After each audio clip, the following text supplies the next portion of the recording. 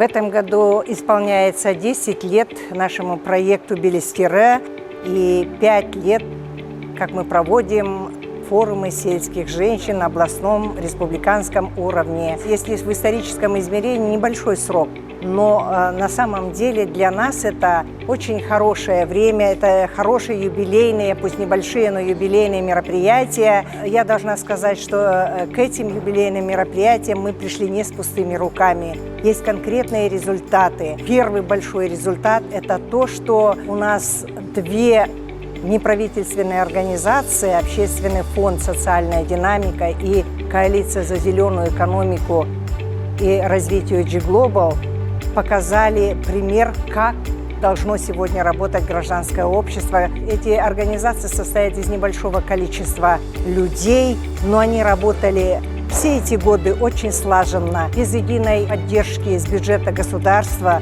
сумели показать, что любая системная, стабильная, последовательная работа, она дает обязательно результат. И второе, я должна сказать, что на площадках форума у нас состоялась команда очень образованных, очень продвинутых, очень креативных женщин. За 10 лет участия в нашем конкурсе, благодаря усилиям работников этих двух неправительственных организаций, я думаю, это вот огромная работа.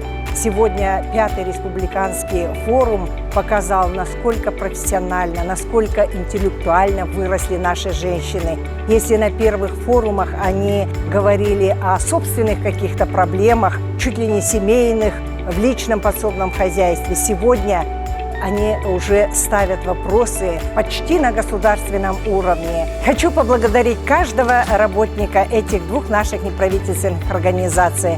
Я думаю, что их работа станет примером, образцом для всех наших остальных неправительственных организаций и послужит объединению усилий всех неправительственных организаций и государственных органов в том числе.